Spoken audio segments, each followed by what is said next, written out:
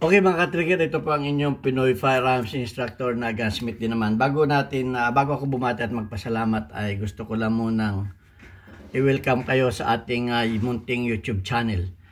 At bago ako magpatuloy ay gusto ko lang munang basahin ang katanungan ni Tommy Aparisi. Hello po Sir Elmer, tanong ko lang po, may mga revolver na hindi nakikita ang hammer, parang Striker 5. Pareho din ba ng mechanism sa mga nakalabas ang hammer? Okay, sorry. Bago natin niya sagutin ay gusto ko lang munang magpasalamat sa lahat dahil tayo ay malapit nang maging 39,000. Tayo ay nasa 38,995. So bukas sure na tayo ay 39,000 na. At maraming salamat sa inyong pag-share ng ating mga videos. At gayon din maraming salamat sa magaganda ninyong comment. At maraming salamat din sa mga hindi nag-skip ng ads dahil nga ang ating YouTube channel kaya ako ginawa ay para sa ating mga bata na anak ng mga single parent. Meron tayong 6 na bata na tinutulungan sa pag-aaral ng mga anak na single parent. Dati 2 lang sila nung tayo nagkameron ng YouTube channel ay dinagdagan natin sila. So naging 6 sila. At kaya talaga ako gumawa ng YouTube channel ay para sa kanila. At yung kinikita nito ay tinutulong ko sa kanila. Bagaman ang kita ng ating YouTube channel sa ngayon ay nasa 5,000 pa lamang kada buwan. Ang atin namang estudyante ay 1,000 kada linggo. So 6,000 kada linggo. So kulang pa. Pero hindi naman problema dahil tayo naman ay wala nang pinapag-aral at okay naman ang kita natin dito sa Mayadin Shooting Range sa Kuwait. Kaya nga sinasabi ko sa inyo na huwag ninyo akong hanapin sa Pilipinas dahil ako'y 20 years na nagtatrabaho dito sa Kuwait bilang isang firearms instructor, gunsmith at ngayon ay consultant. Kaya nga pasasalamatan ko, special kong pasasalamatan ngayon ay si Boy Omay. Okay. Dahil si Boy Omay ay nakailang bisis ng magpalipad o magpakulay sa ating YouTube, sa ating mga premiere na videos. Kaya ang video na ito ay special ko lamang munang pasasalamatan si Boy Omay, si Jubil Platon ng Riyadh, Saudi Arabia. Okay, God bless you Boy Omay. Sana pagpalain ka, ilayo ka sa mga karamdaman at lalo tigit ay bigyan ka ng mabuting kalusugan. Ayan. At salamat din doon sa mga hindi nag-skip ng ads dahil malaking tulong na rin niya sa ating mga beneficiaries. At ganyan din yung nagpapadala dito sa ating GCash number. Okay, si Alfredo Isidro Ordesipay ng Las Piñas, si Architect Arnel Salvador ng Kuwait, si Jubil Platon ng Boy Omay ng Riyadh, Saudi Arabia, si Umbet ng Kia Motors, si Anthony Banglista ng Pasay, si Conrado Ilolailio at si Jonar Diaz. Merong ayaw magpakilala, tawagin na lang natin Sir Adrian. Ayan.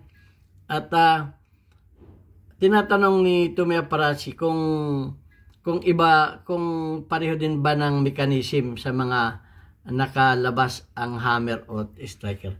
Okay, ito yung ating ito yung kung mapapanood ninyo yung ating mga videos noon. Ito pinaliwanag ko na kung bakit ito ay may double action. May double action at may single action dahil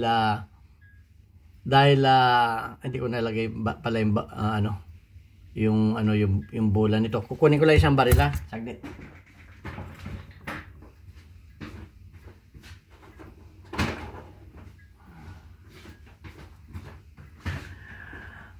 Okay, nakuha ko yung walang bola Hindi natin dahil ito ay ito naman ay wala ng barrel, walang Ito ay may itong mga ganito na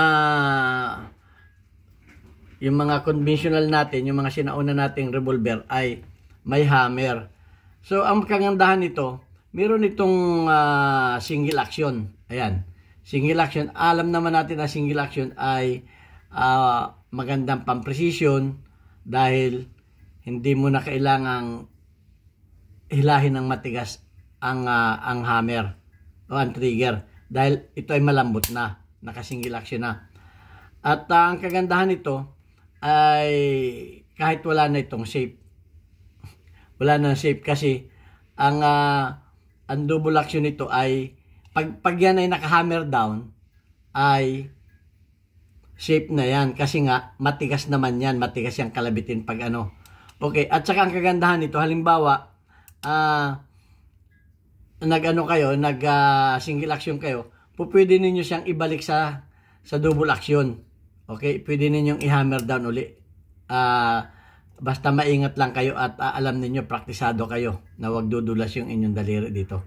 So yan, yun ang kagandahan yan. At tungkol sa mechanism, ito ay may upper share, at lower. Ito yung lower share at yung upper share nandoon. So para natin makalabit yan, i-atras lang natin itong release button para natin makalabit yan. Ayan ang niyan, yun.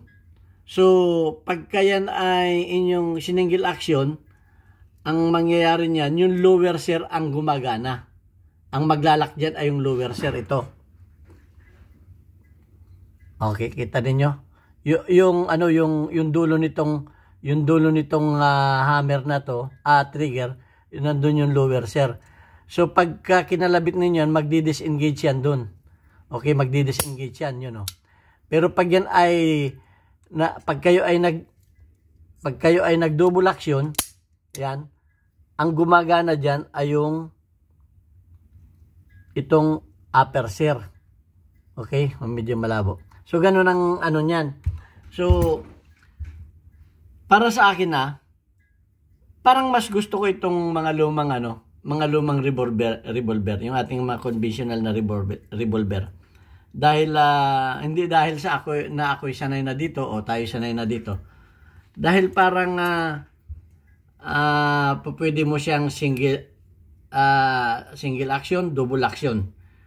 So yun ang lamang ko dito, ang gusto ko dito. Ang kagandahan naman ng mga hammerless, walang hammer, hindi sasabit. Kumbaga malinis, walang sasabitan. Okay, wala siyang sasabitan. At yun lang ang parang nakikita ko dito sa mga hammerless. Walang sasabitan. Pero may mga striker file na mga revolver na pwede mo ring i-single action. Papakita ko sa inyo mamaya. So, yun lang ang nakikita ko na mekanismo nito. Iba ang mekanismo kasi may lower ito at may hammer, may lower share, may upper share. Yun ang kaibahan ng Pero ito namang mga striker, ito. Pero ito ay may hammer. Pero magtataka kayo, ito ay tingnan natin.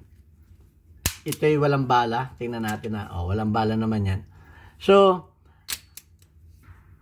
pagka kinalabit ninyo, hindi naman ito hammer So, ito hindi hammer. Ito ay pang single action ito. Pero hindi lahat ng mga ganito ay hindi ko saka ko nare-reviewin sa inyo itong baril nito. Itong baril na to ay may single action din kasi ito ang pan-single action niya. Medyo matigas nga lang ito. Okay. At yan, naka-single action yan. Malalaman mo kung naka-single action yan dahil yan ay ang trigger niya ay umatras. Naka-single action yan. Ang isa pa, malalaman mo ito na wala na yung niya dito. Meron yan dito siyang ang tawag doon, meron siya ditong pinakulay pula na umaangat. Malalaman mo siya na siya ay naka-single action. So yan, nawala na yung niya dito. Meron yan. So, ang feature nitong baril na ito ay safe para sa akin. So, ang problema nito, paano mo naman yan, halimbawa, naka single action yan, ay paano kung gusto mong ibalik sa double action? Pwede naman yan. Hawakan mo ulit ito, yan, at yung kakalabitin uli, parang ganun din sa parang ganito din. Okay? Ulitin ko, naka single action yan. Kung gusto mo siyang ibalik sa double action, ay hawakan mo rin ito at iyong kakalabitin, saka mo siya ibababa. Naka double action. Pero pag yan ay kinalabit mo, yan ay double action. So ayan. So iba ang nito, iba ang mekanismo nito. Hindi man pareho. Hindi man pareho yan sa loob.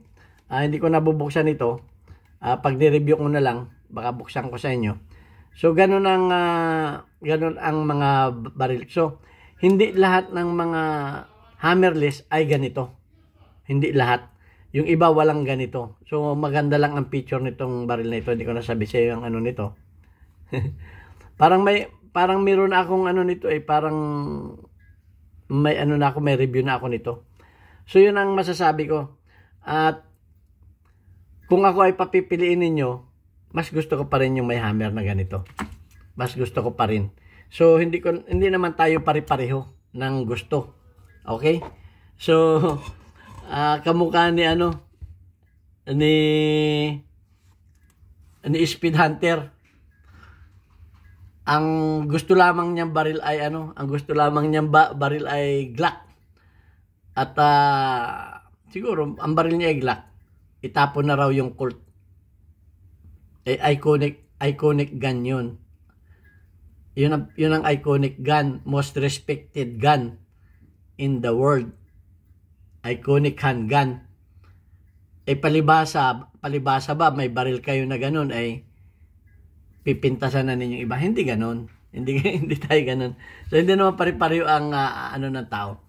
Kung may baril kang maganda, ay wag tayong mangbas. Itapon na daw yung Colt.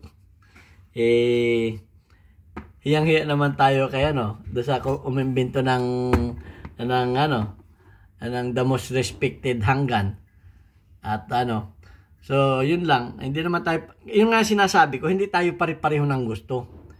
Merong gusto ng ganito, ng striker fired, merong gusto ng hammer fired, merong gusto ng ganong baril, at may gusto ng ganong baril. Kanya-kanya tayo ng gusto.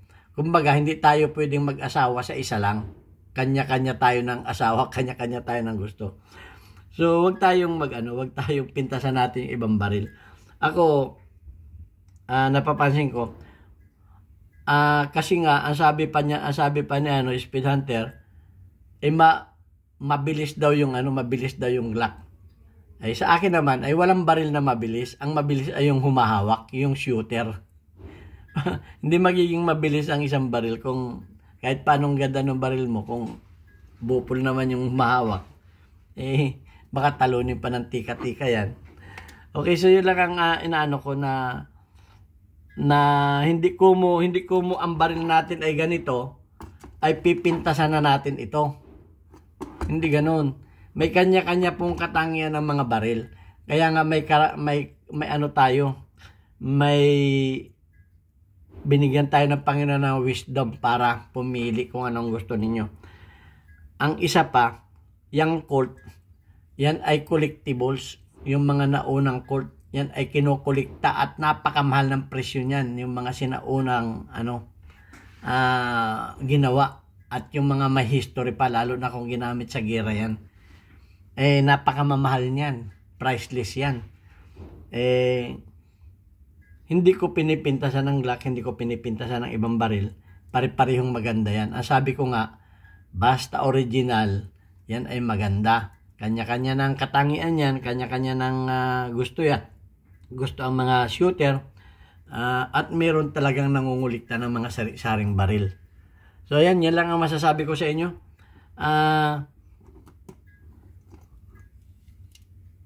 Itong striker fired o hammerless ay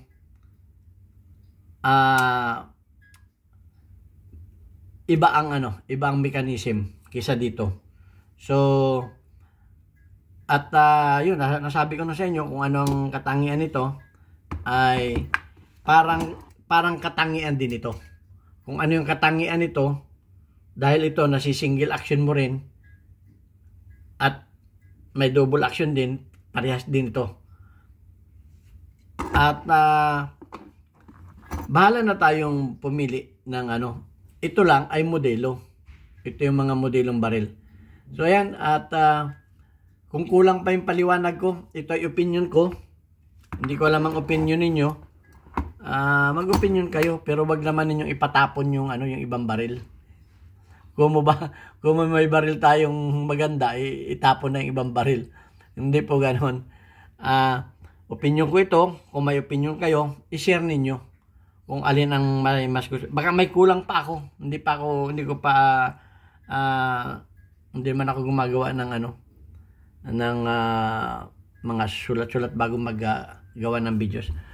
So yan lang mga masasabi ko, at mag-comment kayo kung alin ang mas maganda sa inyo, walang problema. Basta wag lamang nating ipatapon yung ibang baril na para bang yung atin ang pinakamaganda. Okay? God bless us all. Thank you very much. Hanggang sa muli natin video. Magtanong lang kayo at sasagutin natin. Bye-bye.